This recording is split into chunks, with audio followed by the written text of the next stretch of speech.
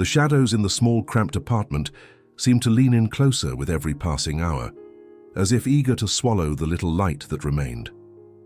Elias sat at the scarred wooden table, his fingers tracing deep gouges in the surface, scars of a life that was once full of movement and purpose. His body felt like a house being slowly abandoned.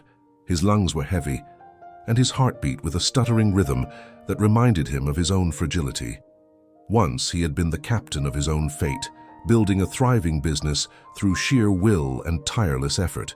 Now he was a man who measured his life in missed payments and the duration of his daughter's coughing fits. Maya, small and fragile, lay on the narrow sofa nearby. The sound of her chronic cough was a constant, sharp reminder of his failure to provide even the most basic security. Each time she gasped for air, Elias felt a sympathetic pain in his own chest, a phantom ache born of deep paternal desperation. He looked around their living space, a collection of mismatched furniture and cardboard boxes, half filled with the remnants of a better life. The wallpaper was peeling at the corners, revealing the cold, indifferent concrete beneath, a perfect reflection of the harsh reality closing in on them. The silence was suddenly shattered by thunderous blows against the door. The wood groaned under the force, and the dust motes dancing in the dim light seemed to scatter in fear. Elias didn't move. He knew the rhythm of that knock. It wasn't the landlord or a friendly neighbor. It was the men who claimed he owed them more than money. Their voices, muffled by the door but clear in their intent, spoke of debts, interest, and the violent settling of accounts. They were the vultures of his past mistakes, circling a carcass they believed was already dead. "We know you're in there, Elias," one of them growled, his voice a low vibration that traveled through the floorboards and into Elias's bones. "You can't hide forever. Next time, the door won't be an obstacle." When the heavy footsteps finally faded down the stairwell, Elias felt a hollow emptiness where his courage used to be. He looked at the final eviction notice resting on the counter, a cold, bureaucratic death sentence. He had only hours left before they were cast into the street. With a resigned sigh, he began to pack the last of their few belongings into a tattered suitcase. He reached into the back of a deep closet, moving aside old blankets that smelled of cedar and lost time. His hand brushed against something substantial, wrapped in a piece of oilcloth. He pulled it out and felt the weight of history in his palms. It was a leather-bound journal, the hide dark and cracked like the skin of an old traveler. This was his grandfather's legacy, a man who had survived storms with nothing but his faith. The title, "The Shield of the Faithful," was pressed into the leather in fading gold leaf. Elias sat on the floor, the suitcase forgotten. He felt a magnetic pull toward the book, a sense that this was the only anchor left in a world drifting away from him. As he turned the first page, the air in the room seemed to shift, growing warmer. He looked over at Maya, whose sleep was plagued by the same persistent cough that had haunted her for months. He realized then that he couldn't fight this battle with his empty pockets or his failing health. Before we continue, subscribe to the channel and tell us in the comments where you are watching from. Elias began to read the first prayer, his voice a whisper at first, then growing into a resonant chant. The words were ancient and powerful, feeling like a key turning in a lock. As he completed the final line of the first verse, the atmosphere transformed. The flickering light bulb above didn't just stop blinking. It surged with an intense, blinding white brilliance that turned the room into a sanctuary of light. At that exact moment, a heavy silence descended upon the entire building. The distant sirens, the shouting neighbors, and even the wind outside were instantly silenced. It was a stillness so deep, it felt as though time itself had paused, leaving Elias and Maya suspended in a moment of absolute, terrifying peace. The brilliance that had filled the room slowly retreated, but it didn't leave Elias in darkness. A soft amber glow clung to the furniture, a warmth that defied the cold drafts of the apartment. For the first time in months, Maya was breathing deeply, her rattling cough replaced by the rhythmic hush of a peaceful sleep. Elias watched her, his own chest feeling lighter, as if a physical weight had been lifted. He returned to the journal, his hands steady. He felt a profound shift in reality, as if the walls had become fortified against the chaos outside. The silence was no longer empty. It was heavy with divine presence. The next morning brought the first subtle miracles. When Elias opened the door, He found a wooden crate filled with groceries on the landing. There was no note or footprints. It was as if the earth itself had provided for them. Later that afternoon, he stood behind his front door, his heart hammering as he heard the heavy tread of the debt collectors echoing in the hallway. He braced for the pounding, but it never came. Through the peephole, he watched as the men stopped directly in front of his unit. They looked confused, their eyes scanning the door numbers, but they seemed unable to actually see his apartment. They muttered about the address being wrong and walked away. It was as if a veil had been draped over his existence, making him invisible to those who sought to harm him. However, the peace had shadows. At sunset, Elias felt an intensifying pressure against the door, a dark presence pulsing with malevolent intent. It was the residue of his old life trying to pull him back. To combat this, Elias retreated into the words of his grandfather. That night, while sleeping beside Maya's bed, he experienced vivid panoramic dreams.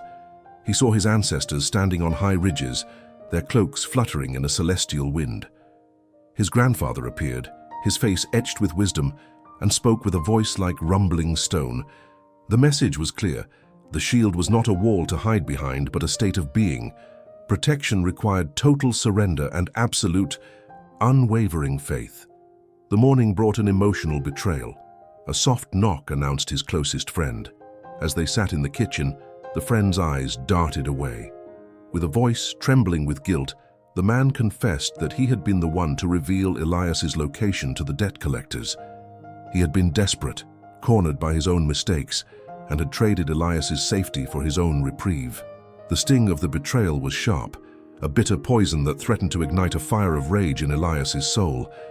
He wanted to cast the man out, but as the anger rose, the words of the prayer echoed. He realized that holding onto the grudge would only create a hole in his spiritual armor. In a moment of transformation, Elias didn't reach for vengeance. Instead, he reached for the man's hand. He felt a strange compassion for the soul that had been pushed to such a low point. Closing his eyes, Elias began to pray aloud, not just for his own safety, but for the protection and guidance of the man who had betrayed him. He extended the shield to include his enemy, asking for the cycle of fear to be broken. The room hummed with a resonant frequency. As the clock ticked toward midnight, the atmosphere in the apartment reached a fever pitch. The dark presence outside seemed to let out one final frustrated howl.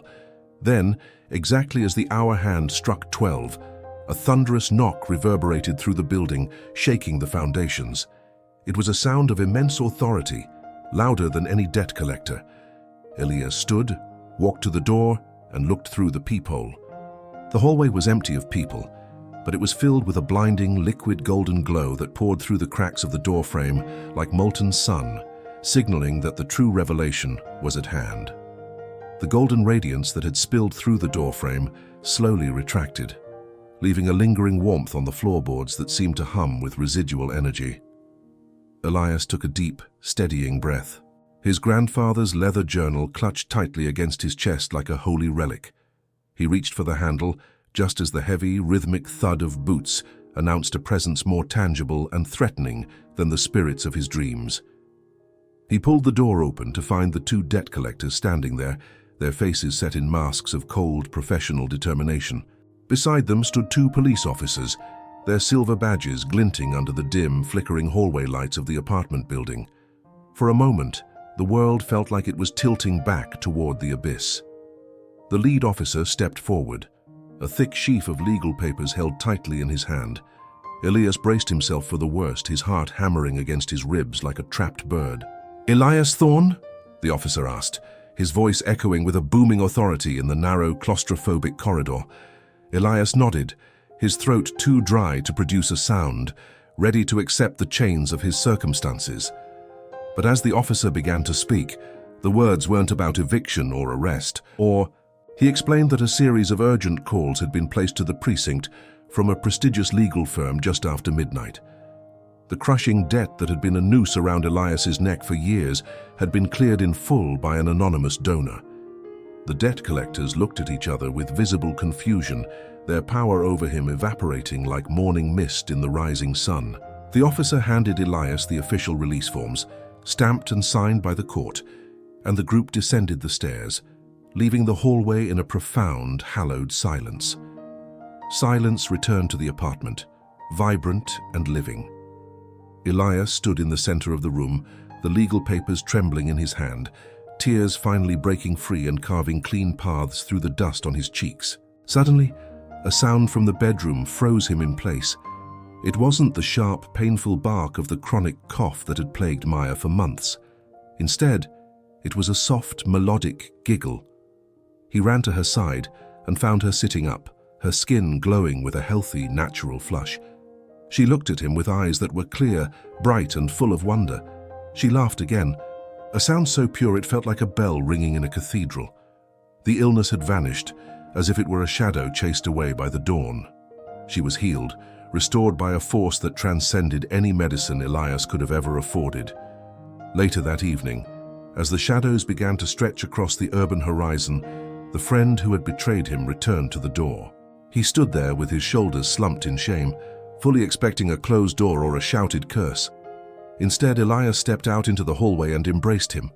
The bitter poison of rage that had once boiled in Elias's veins had been completely replaced by an overwhelming sense of grace. He realized that the friend's betrayal was merely a symptom of the same fear that had once paralyzed his own soul. In that quiet hallway, a profound reconciliation took place. Elias spoke of the journal, the ancient prayers, and the shield that had protected him not by keeping people out, but by inviting the light of forgiveness in. Elias understood now that his grandfather's journal, the shield of the faithful, was never meant to be a collection of magic spells to manipulate the world. It was a guide to building an internal fortress of faith.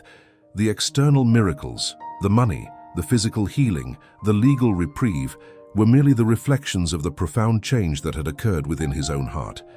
He had surrendered his fear, and in doing so, he had changed the very frequency of his reality.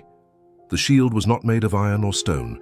It was woven from trust and the courage of a sincere heart. Years passed, and the small, cramped apartment became a distant memory. Elias used his restored health and renewed spirit to build a community center dedicated to spiritual and emotional support. He called it the Shield Project, a sanctuary where the broken and the desperate could gather to learn the power of prayer and the strength of a surrendered soul. He didn't just provide them with resources, he shared the ancient wisdom of his grandfather, teaching others how to find peace in the center of any storm. He transformed his personal tragedy into a legacy of hope, showing that one man's faith could light the way for an entire city. To you watching this right now, know that this same invisible shield is available to you at this very moment. It does not matter how dark your circumstances are or how heavy your burdens feel. When you seek protection with a sincere heart and a spirit of total surrender, the universe responds in ways that defy logic. You are never truly alone, and the light you seek is already within you, waiting for the words of faith to finally set it free. Turn your heart toward that light today and witness the transformation of your own story.